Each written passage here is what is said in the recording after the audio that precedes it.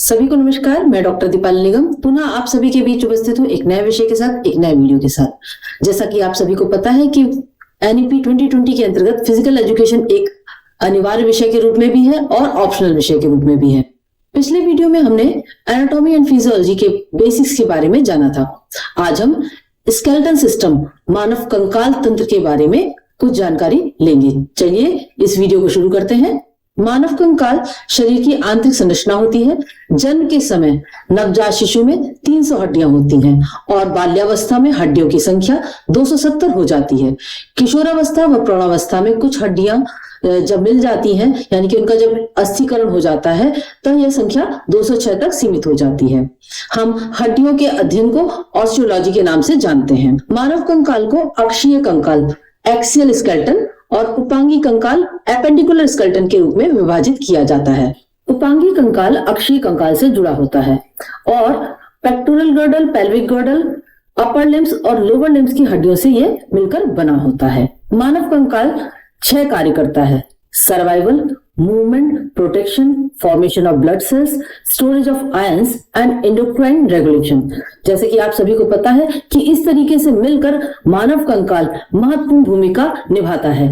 तो जैसा कि आप स्लाइड में देख रहे हैं, इसके अंतर्गत structural and functional classification of bones और types of joints and major movement around them के बारे में पढ़ेंगे।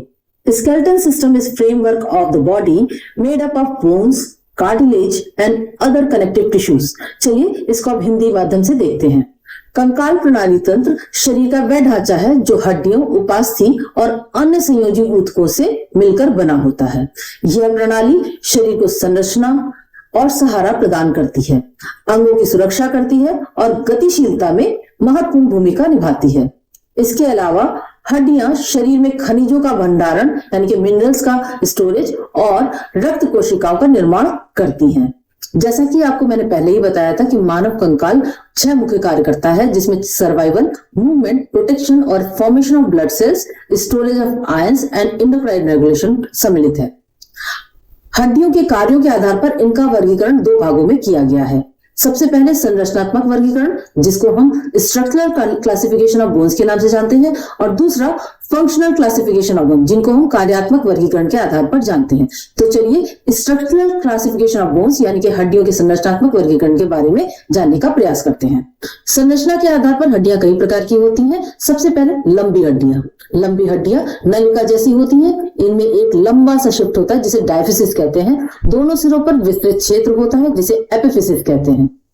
हड्डियों के कार्यों का आधार देखें तो लंबी हड्डियों का कार्य सपोर्ट और मूवमेंट प्रदान करना होता है और प्रमुख मांसपेशियों के साथ ये जुड़ी हुई रहती हैं।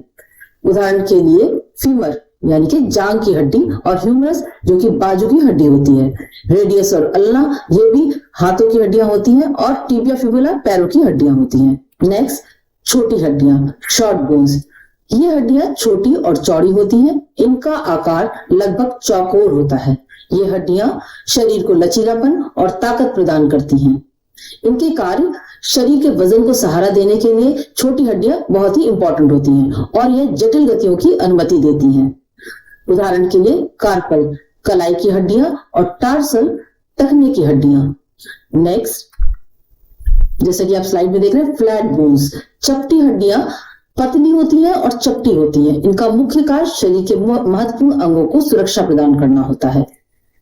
और इनके कार्यों को देखें तो ये हड्डियां आंतरिक अंगों की सुरक्षा करती हैं और मांसपेशियों के साथ संलग्न रहती हैं।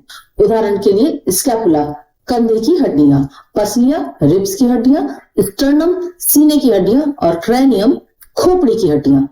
ये सभी चपटी हड्डियों का उदाहरण है। नेक्स्ट, अनियमित हड्डियां, इनको हम इर्रेगुलर बोन्स के नाम से जानते हैं। अनियमित हड्डियां असामान्य आकार की होती हैं और इनमें जटिल संरचनाएं होती हैं, क्योंकि ये नाम से ही समझ में आ रहा है कि ये इर्रेगुलर बोन्स होती हैं।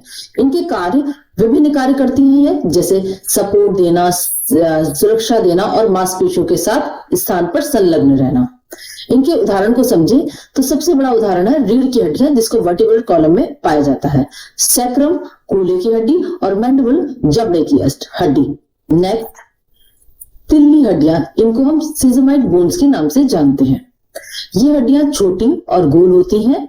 इनका निर्माण उन स्थानों पर होता है जहां बहुत अधिक घर्षण, तनाव या दबाव होता है। इनके कार्य जोड़ पर दबाव को यह कम करती हैं और टेंडन की सुरक्षा करती हैं। उदाहरण के लिए पटेला, घुटने की तिल्ली। तो अभी तक हमने हड्डियों के स्ट्रक्चरल क्लासिफिकेशन यानी कि संरचना के आधार पर उनके वर्गीकरण को जाना। चलिए अब इस स्लाइड में हम फंक्शनल क्लासिफिकेशन को जानते हैं। तो सबसे पहले कार्यों के आधार पर हड्डियों की जो महत्वपूर्ण कार्य होता है वो है सुरक्षा प्रदान करना। हड्डियां आंतरिक अंगों की सुरक्षा करती हैं। उदाहरण के लिए खोपड़ी मस्तिष्क की सुरक्षा करती है यानी कि ब्रेन की सुरक्षा करती है, और पसलियां हृदय और फेफड़ों की सुरक्षा करती हैं, और रीढ़ की हड्डी रीढ़ की नाड़ी की सुरक्षा करती है। नेक्स्ट, सपोर्ट, समर्थन। हड्डियां शरीर की संरचना को समर्थन प्रदान करती हैं और अन्य अंगों और ऊतकों को आधार प्रदान करती हैं। उदाहरण के लिए रीढ़ की हड्डी और पैर की हड्डियां शरीर को सपोर्ट देती हैं, उनको समर्थन देती हैं। मूवमेंट, गति। हड्डियां मांसपेशियों के साथ संलग्न होती हैं और जोड़ के माध्यम से गतिशीलता प्रदान करती हैं। मांसपेशियां हड्डियों से जुड़ी होती हैं और उनके संकुचन और विस्तार से शरीर को गतिशीलता प्रदान करती हैं। जैसे ही हड्डियां सिकुड़ती हैं या विस्तृत होती हैं तो शरीर गतिशील होता है। उदाहरण के लिए फुटबॉल में टिबिया और फीमर ये जांग की हड्डियां हैं और महत्वपूर्ण होती हैं। नेक्स्ट, मिनरल स्टोरेज यानी कि खनिज भंडारण। हड्डियां कैल्शियम और फास्फोरस जैसे खनिजों का भंडारण करती हैं जो शरीर के लिए अति आवश्यक होते हैं। जब शरीर को इन खनिजों की आवश्यकता होती है तो हड्डियां उन्हें मुक्त करती हैं। नेक्स्ट, रक्त कोशिका निर्माण यानी कि ब्लड सेल प्रोडक्शन। हड्डियों के ही भीतर स्थित अस्थि मज्जा, जिसे हम बोन मैरो के नाम से जानते हैं, रक्त कोशिकाओं का निर्माण करता है। अस्थि मज्जा में ही लाल रक्त कोशिकाएं और सफेद रक्त कोशिकाएं, प्लेटलेट्स इत्यादि बनते हैं।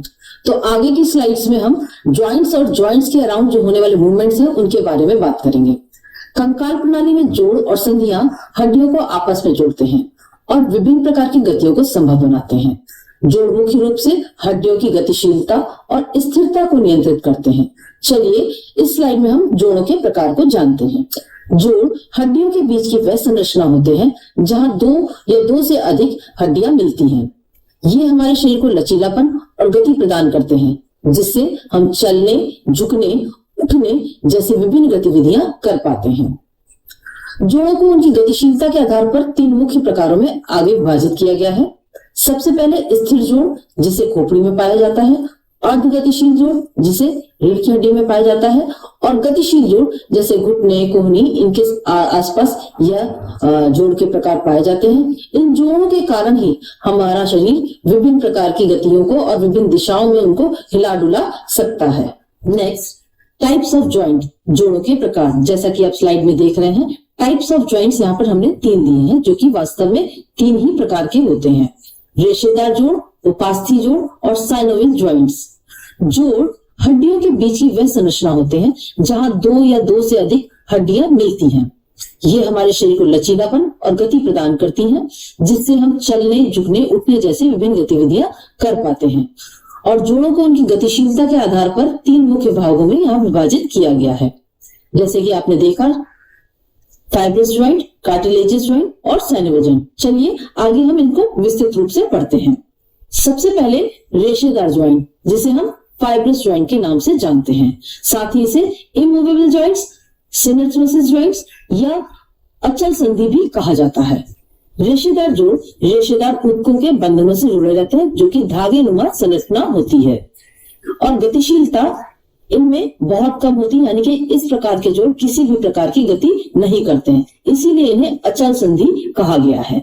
उदाहरण के लिए खोपड़ी की सक्चर संधि और डिस्टल टिबियोफिबुलर जॉइंट्स, जो कि टिबिया फिबुला अस्थियों में पाया जाता है। कार्टिलेजियस जॉइंट्स, जिन्हें हम एम्पिअर्थ्योसिस या स्लाइटली मूवेबल या अर्धचल संधि के नाम से जानते हैं, इन्हें उपास्थि जोड़ भी कहा जाता है। इनकी संरचना उपास्थि के आसपास क्योंकि ये जुड़े रहते हैं, इसलिए इन्हें उपास्थि संधि कहा जाता है। और अगर गतिशीलता की बात करें तो इनमें बहुत ही सीमित गति होती है, इसीलिए इन्हें अर्धचल संधि के नाम से भी जाना जाता है। मुख्य रूप से यह इंटरवर्टिबल डिस्क, यानी कि जो हमारी रीढ़ की हड्डी होती है उसमें इंटरवर्टिबल डिस्क जो होती है वहां पर पाए जाते हैं, और प्यूबिक सिम्फिसिस में यह जोड़ पाए जाते हैं। नेक्स्ट, साइनोवियल ज्वाइंट, जिनको हम डायथ्रोसिस फ्रीली मूवेबल ज्वाइंट के नाम से जानते हैं और हिंदी में इसे चल संधि के नाम से भी जाना जाता है। एक साइनोवियल कैविटी होती है जिसमें साइनोवियल झिल्ली होती है और ये संयुक्त कैप्सूल होते हैं। इस संरचना में साइनोवियल ज्वाइंट्स पाए जाते हैं। इनकी गतिशीलता सबसे अधिक होती है और ये शरीर को सबसे ज्यादा गति प्रदान करते हैं, इसीलिए इन्हें चल संधि के नाम से जाना जाता है। उदाहरण के लिए शोल्डर ज्वाइंट और नी ज्वाइंट, हिप ज्वाइंट, ये तीनों ही उदाहरण साइनोवियल ज्वाइंट्स के हैं, जो कि बहुतायत रूप से आप सामान्य रूप से इसको देख भी सकते हैं। जैसा कि आपको मैंने पहले ही बताया था कि साइनोवियल ज्वाइंट्स में 6 प्रकार के जोड़ पाए जाते हैं और इन जोड़ों के आसपास कई प्रकार की गतियां होती हैं। तो यह जोड़ विभिन्न प्रकार की अलग अलग गतियां करते हैं। तो पहले हम जोड़ों के आसपास होने वाली गतियों को जान लें ताकि हम जोड़ के प्रकार को सही तरीके से और समझ पाएं। तो जोड़ के चारों ओर प्रमुख गतियां होती हैं, जैसा कि आप स्लाइड में देख रहे हैं, major movements around these joint. जोड़ और उनके चारों ओर की गतियां मानव शरीर की गतिशीलता और कार्य प्रणाली के महत्वपूर्ण हिस्से हैं। जोड़ हड्डियों को जोड़ते हैं और विभिन्न प्रकार की गतियों को संभव बनाते हैं, जो दैनिक गतिविधियां, खेल और व्यायाम में महत्वपूर्ण भूमिका निभाते हैं। जोड़ के विभिन्न प्रकार और उनकी गतियां हमें शरीर को जटिल से जटिल संरचना और कार्य प्रणाली को समझने में मदद करती हैं, जिससे हम बेहतर तरीके से अपने शरीर का उपयोग और देखभाल कर सकते हैं। खेलों में इन जोड़ों की महत्वपूर्ण भूमिका होती है, क्योंकि सही जोड़ और गतियां खिलाड़ियों के प्रदर्शन और चोटों से बचाव में महत्वपूर्ण भूमिका निभाते हैं। तो आइए अब हम इन विभिन्न प्रकार की गतियों को समझते हैं, तब हम आगे जोड़ों के प्रकार को समझेंगे। नेक्स्ट, सबसे पहले जोड़ के चारों ओर प्रमुख गतियों में आता है फ्लेक्शन। फ्लेक्शन यह जोड़ को मोड़कर हड्डियों के बीच के कोण को कम करता है। उदाहरण के लिए कोहनी का मोड़ना और घुटने का मोड़ना। जैसा कि आप जानते हैं कि बास्केटबॉल में ड्रिबलिंग करते समय कोहनी को बार बार मोड़ा जाता है। नेक्स्ट, एक्सटेंशन, जोड़ को सीधा करके हड्डियों के बीच के कोण को बढ़ाना। जैसे उदाहरण आप देख सकते हैं, कोहनी को सीधा करना, घुटने को सीधा करना। उदाहरण के लिए आप फुटबॉल में देख सकते हैं, जब गेंद को किक मारी जाती है तो घुटना सीधा किया जाता है, तो इस गति को एक्सटेंशन के अंतर्गत माना जाता है। नेक्स्ट, एबडक्शन, अंग को शरीर की मध्य रेखा से दूर ले जाना एबडक्शन माना जाता है और इस प्रकार की गति में हाथ को बाहर की ओर उठाना, पैर को बाहर की ओर ले जाना होता है, जिसमें आप मुख्य रूप से देख सकते हैं जिम्नास्टिक का ऐसा उदाहरण है जिसमें पैरों को साइड में उठाना होता है, तो ऐसी गति को एबडक्शन माना जाता है। नेक्स्ट, एडडक्शन, अंग को शरीर की मध्य रेखा की ओर ले जाना। हाथ, उदाहरण के लिए हाथ को शरीर की ओर लाना, पैर को शरीर की ओर लाना। उदाहरण आप देख सकते हैं, फुटबॉल में पास करते समय पैर को अंदर की ओर लाया जाता है, इस गति को एडडक्शन कहा जाता है। नेक्स्ट, रोटेशन, ये सबसे इंपॉर्टेंट गति होती है जिसे किसी अंग को उसके अक्ष पर घुमाना रोटेशन कहलाता है। उदाहरण के लिए सिर को दाएं और बाएं घुमाना, कंधे को घूमना, ये रोटेशन कहलाता है। गोल्फ में स्विंग करते समय धड़ का घूमना ही रोटेशन है। नेक्स्ट, सर्कमडक्शन, अंग को गोलाकार गति में घुमाना। उदाहरण के लिए हाथ को गोलाकार घुमाना, पैर को गोलाकार घुमाना। तैराकी में फ्री स्टाइल स्ट्रोक सर्कमडक्शन का एक प्रमुख उदाहरण है। नेक्स्ट, सुपाइनेशन, हथेली या पैर के तलवे को ऊपर की ओर घुमाना। उदाहरण के लिए हथेली को ऊपर की ओर घुमाना। क्रिकेट में गेंद को पकड़ते समय हाथ के मूवमेंट को सुपाइनेशन पोजीशन में माना जाता है। नेक्स्ट, प्रोनेशन, हथेली या पैर के तलवे को नीचे की ओर घुमाना। हथेली को नीचे की ओर घुमाना। टेबल टेनिस में आप बैक हैंड शॉट मारते समय हाथ के मूवमेंट को देखें तो यह प्रोनेशन की पोजीशन या प्रोनेशन की गति कहलाती है। नेक्स्ट, डॉर्सीफ्लेक्शन, पैर के अंगूठे को ऊपर की ओर उठाना। उदाहरण के लिए पैर के पंजे को ऊपर खींचना।